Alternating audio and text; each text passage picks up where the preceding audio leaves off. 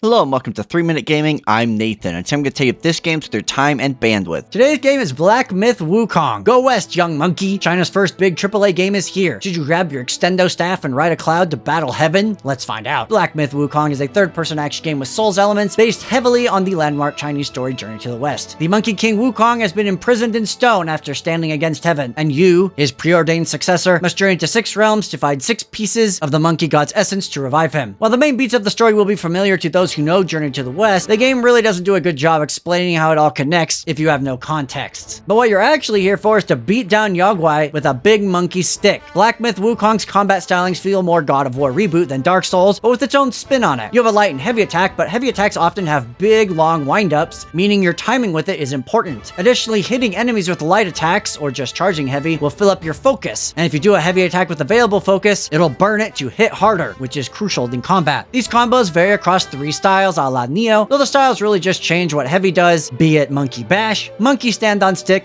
or monkey poke. You also have a whole host of magic in different categories to use, upgrade, and swap out. You can also channel certain mini-boss souls for big attacks, as well as switch all of these around at your leisure. While the game is difficult, I personally don't think it's nearly on the levels of a Souls game. Also, death isn't that punishing as you lose nothing and just get thrown back to a bonfire. Outside of combat, you'll be exploring massive sprawling landscapes filled with multiple paths, secrets, and things to gather. There's lots of side mechanics here like brewing potions, crafting new armor or weapons, and all this costs currency. Earning enough XP gets you a skill point, which can be spent across many different trees, with some skills boring like more health and stamina, and others providing crucial combo abilities to maximize monkey. Levels come quick, and you can reset skills for free at any time, encouraging experimentation. And that's the gist of Black Myth Wukong, a third-person action game that's more God of War than Souls, with some gorgeous visuals and a lot of side mechanics. So what do I like about Black Myth Wukong? Well, once you figure out its combat's unique ticks, it becomes really engaging, with using light attacks to build meter to hit with a riskier, slower power strike, requiring some strategy. Plus, the magic is super clutch in taking down some bosses. Additionally, curating builds is fun. More than once, I would bunk an entire skill tree or magic set to try something new, with tons of magic and summon options, giving you a lot to play with. And lastly, this game looks gorgeous, and I don't just mean technically. Smart camera angles and art direction for both locations and enemies make the world entrancing, and the variety of locations across chapters is fantastic. When it comes to the bad, this game could really use some kind of map, mini or otherwise. While the levels are gorgeous, they're sprawling, and often offer little in terms of organic design, initiating primary or secondary paths, and the only way it can guide you is tons of frustrating invisible walls. Additionally, gear and upgrades end up being a bit grindy as you enter the game's second half, and since gear is linearly better, it means you can't really pick and choose gear that syncs with your build, as you usually pretty much want the next best thing. And lastly, performance on PS5 is classic Unreal, which is to say it's pretty poor. Quality is capped at 33 FPS for some reason, balanced is the worst of both worlds, and performance fakes 60 FPS at a significant cost to visuals. I've heard the PC version is better, but it also struggles with AMD cards, so if you really care about performance, wait for a patch. As you know, I rate games here on a 3-point scale, must play, maybe consider, and don't bother. And I'll be honest, I didn't follow this game at all before release. I went in completely blind, and in the end, I had a fantastic time, even with the inferior PlayStation version. The combat is flashy and engaging, the game is beautiful, and the upgrade system's enjoyable. While it does have some rough spots in its map design, weird difficulty fluxes, and the PS5's in a bad place performance-wise, Black Myth has more than enough great moments to make up for its shortcomings. Reject modernity, become monkey. That's all I have for today. Thank you so much for watching. If you played or heard of Black Myth Wukong, are you gonna check it out? Please let me know what you think in the comments, but regardless, go out there, and if you like character action games, maybe check Black Myth Wukong out.